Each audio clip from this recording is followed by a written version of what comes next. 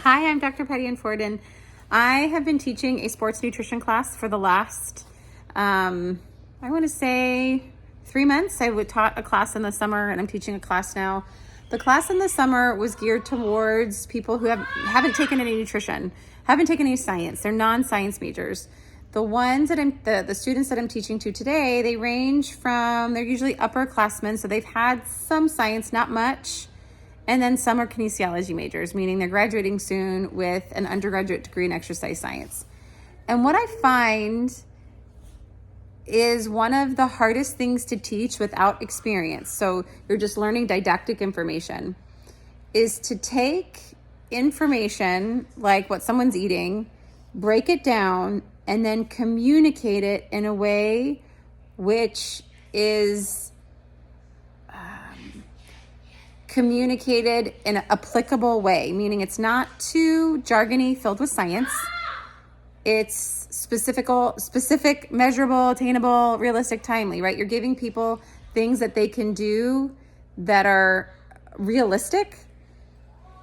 And if it feels achievable, someone's more likely to try it, unless you have the 1% to 2% population, which that's typically what you're working with in an athletic population. So it's one, knowing your audience. And a lot of times when you're a new grad or you're stepping into a space for the first time, you don't know your audience. You're more focused on what you know.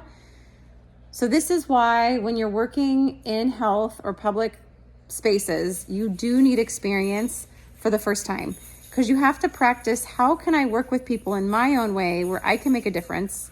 How can I connect with the person in front of me? Because a lot of times people don't really care what you know. I mean, they care, but they also care about how you make them feel. And we're emotional creatures, and we make decisions on emotions 90% of the time. There's several times we make decisions on facts and figures, but a lot of times it's what we feel like, especially when it comes to food. And there is a small percentage of people that act very robotically, but that would be in a disease state. So anyway, a lot of times you're teaching all this scientific information, but the art of working with people and food is communicating it effectively so you can assist with behavior change. So if you're a student, if you're watching this, taking a human behavior theory class, taking motivational interviewing, taking a counseling class where you really try to understand and practice how to communicate and counsel effectively. Hope this helps.